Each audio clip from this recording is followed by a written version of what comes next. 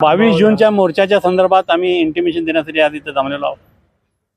परवा झालेल्या मध्यवर्तीच्या बैठकीमध्ये 30 तारखेच्या आम्ही ठरवलं की ज्याप्रमाणे 1990च्या अगोदर बेळगावमध्ये परिस्थिती होती, सर्व सरकारी ऑफिसमध्ये कानडी, इंग्लिश आणि मराठी असे बोर्ड होते आणि आस्थापनावरती सुद्धा मराठी, कानडी, इंग्लिश असे बोर्ड असायचे। पण आता गेल्या 7-8 महिन्यामध्ये अधिकारी आणि काही संघटना ह्या बळजबरी करून ते बोर्ड काढायला लागलेत, ते झाकायला लागलेत।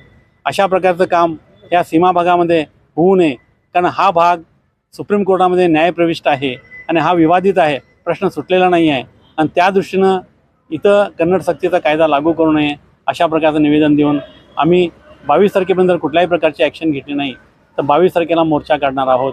22 तारखेला मोर्चाचं कारण म्हणजे महाराष्ट्र सरकारचं अधिवेशन हे 22 तारखेपर्यंत पावसाळी अधिवेशन सुरू होत आहे आणि त्या ठिकाणी त्यांना आमच्या समस्या कळाव्यात आणि या समस्यावरती त्यांनी कर्नाटकाच्या मुख्यमंत्र्याशी किंवा कर्नाटक सरकारची बोलणी करावीत आणि कणखर भूमिका घ्यावी, या दृष्टीने आम्ही हा मोर्चा काढणार आहोत। आणि या मोर्चाच्या तयारीसाठी आजपासूनच प्रत्येक गावातील, प्रत्येक विभागातील कार्यकर्त्यांनी कामाला लागावं। जास्तीत जास्त लोक या मोर्चामध्ये सहभागी होऊन इथली मराठी संस्कृती, मराठी भाषा ही जपायचं काम आपण करूया, एवढंच। कानडी बोर्डाबरोबर मराठी बोर्डही लावावेत यासाठी आपण मार्चमध्ये मोर्चा काढणार होतो, पण बेळगाव भागातल्या यात्रा, लग्न कार्य हे सर्वाचा विचार करून आम्ही पुढची तारीख घ्यायची ठरली होती।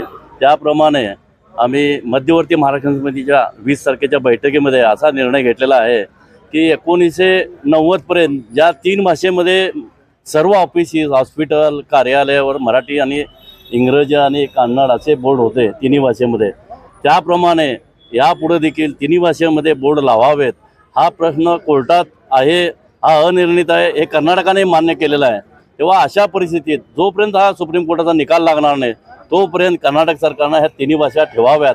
निकालानंतर त्यांना काय करायचं ते करू देत, पण तोपर्यंत त्यांनी आपल्या 3 भाषेमध्ये ठेवावं।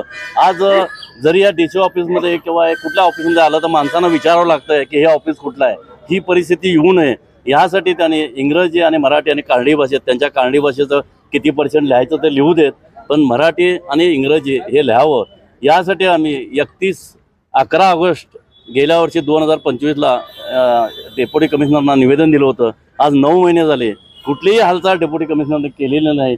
मध्यंतरी त्यांनी असं सांगितलं होतं की दोन्ही राज्याच्या अधिकाऱ्यांना बोलवून आपण निर्णय घेतो म्हणून, तोही निर्णय त्यांनी घेतला नाही। आज 9 महिन्यानंतर आपण परत या DCच्या दरवाजासमोर आलेलो आहोत।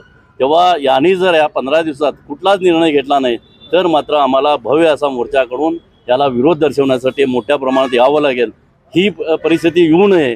मागच्या वेळी त्यावेळेचे हेच कमिशनर आणि पोलीस कमिशनर दोघांनी सांगितलं होतं की मोर्चा रद्द करा आणि शिष्टमंडळ आणून आमच्याशी चर्चा करा। त्याप्रमाणे आम्ही मोर्चा रद्द केला होता गेल्या वर्षीचा आणि त्याप्रमाणे त्यांच्याशी चर्चा केली 11 ऑगस्टला आणि निवेदन दिलं होतं, पण त्या निवेदनाची आत्तापर्यंत पूर्तता केली नाही।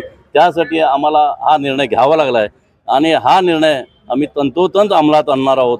तेव्हा DCने त्याआधी आपले जे बोर्ड आहेत त्यांनी 3 भाषेत लावावेत एवढी आम्ही त्यांना आज एक समज देण्यासाठी इथं आलेलो आहोत आणि त्यानंतरचा मोर्चा आमचा नक्की आहे।